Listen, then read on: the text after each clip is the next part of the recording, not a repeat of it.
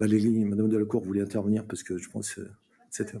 Non, mais il peut y en avoir après, c'est pas... Je sais que vous m'avez demandé d'intervenir, donc allez-y. D'accord, c'est gentil, merci beaucoup. Donc, bonjour, monsieur le directeur général.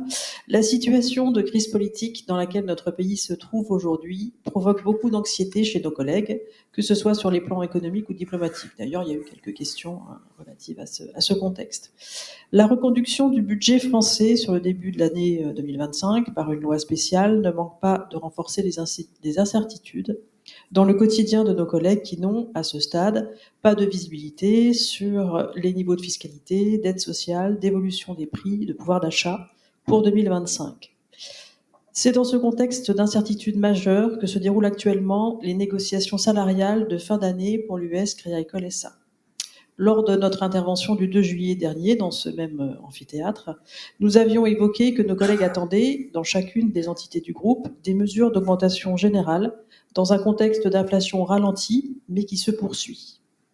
Après avoir été informé qu'aucune mesure d'augmentation générale ne serait actée pour 2024, la CFDT tient à souligner le décalage de regard sur ce sujet entre l'employeur et nos collègues. Du côté employeur, nous comprenons que le regard se porte déjà sur l'année 2025 avec une dégradation économique annoncée, ce qui justifierait des mesures inférieures aux dernières années. Nos collègues, quant à eux, attendent d'être associés aux bons résultats qui devraient être annoncés pour l'année 2024. Dans la négociation en cours, notre équipe CFDT est en première ligne du fait de sa forte représentativité. Voici notre vision des mesures salariales envisagées à ce stade.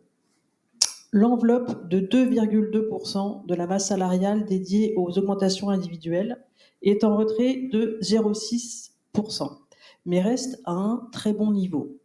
Nous espérons que le taux de bénéficiaires de ces augmentations individuelles pourra approcher les 50% de l'effectif global. La CFDT vous remercie de l'avoir entendu sur sa demande de revalorisation de la subvention employeur pour les activités du CSE, qui passe de 1,83% à 2%. Ce budget n'avait pas été revalorisé depuis le début des années 2000 au moins. En revanche, en dehors de la mesure d'augmentation générale attendue par nos collègues, il manque aussi dans la copie de la NAO 2025 une mesure de pouvoir d'achat, en compensation de l'érosion des salaires réels de nos collègues.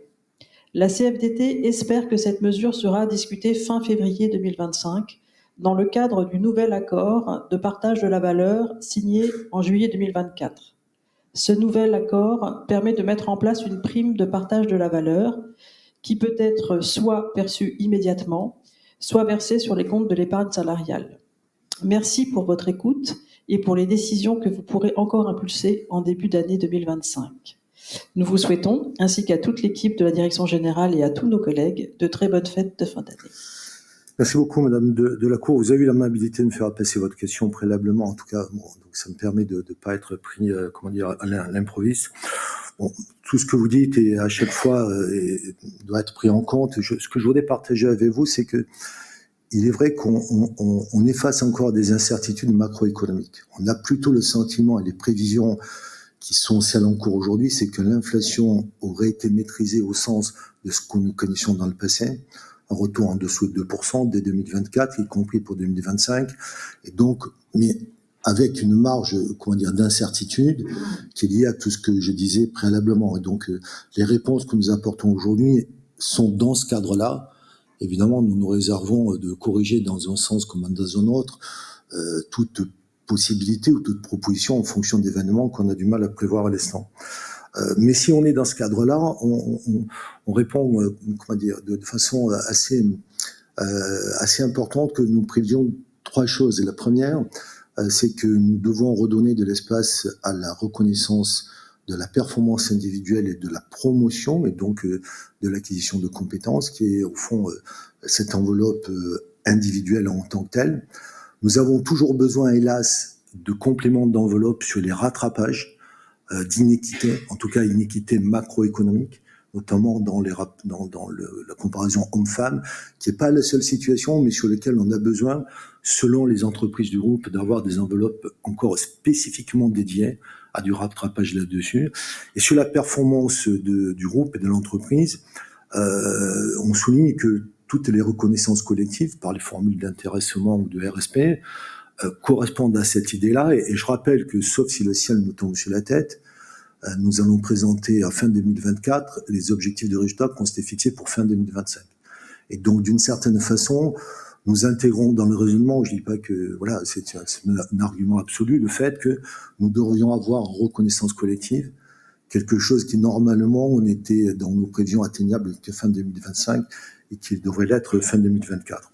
Toujours est-il que les négociations sont en cours, elles se feront dans un état d'esprit responsable et je me permets de le souligner très positivement. Vous avez encore des rencontres cette semaine, je crois, et donc j'espère de tout cœur qu'on va arriver à des accords signés sur quelque chose qui paraît équilibré et qu'on peut toujours revoir si jamais le contexte, la macroéconomie, l'inflation, les taux de façon générale n'étaient pas ce qu'on anticipe pour 2025.